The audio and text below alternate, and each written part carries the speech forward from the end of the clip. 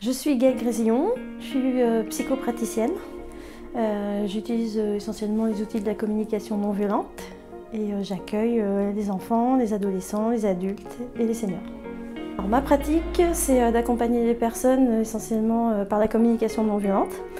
Donc c'est pour qu'ils puissent s'écouter. Donc pour pouvoir s'écouter, je vais me servir d'un média, des cartes. Voilà, il y a des cartes qui vont permettre que les gens disent ce qu'ils ressentent, ce qui se passe pour eux. Et au fur et à mesure de la discussion, on va aller voir quels sont leurs sentiments qui apparaissent, quels sont les besoins.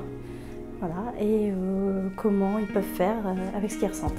Je peux travailler en cabinet, je peux travailler à domicile ou en visio en fonction des situations de la personne et de ses besoins. Voilà. Et effectivement ici il y a aussi un avantage, c'est que c'est accessible aux personnes à mobilité réduite. Et moi ayant effectivement travaillé en tant que monitrice éducatrice, c'est aussi un public que je peux recevoir. Voilà. Donc mon public c'est essentiellement en fait tout ce qui est lié on va dire aux problèmes de couple, conflit, voilà. Tout ce qui est lié à de l'anxiété, tout ce qui est lié à l'hyperactivité, voilà. Que je m'appuie sur la communication non violente et sur les cartes et je m'appuie aussi sur tout ce qui est psychologie humaniste, donc la personne qui est centrée au cœur de la thérapie.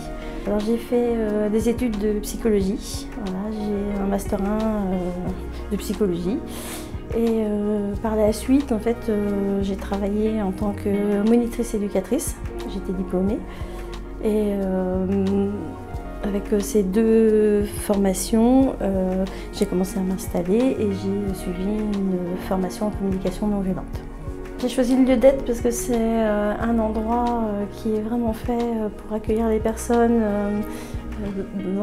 pour un moment rassurant, un moment confortable, un moment de bien-être. Voilà, c'est un endroit où tout est fait pour être tranquille, pour pouvoir vraiment prendre du temps pour soi, pouvoir poser ce qui se passe en soi.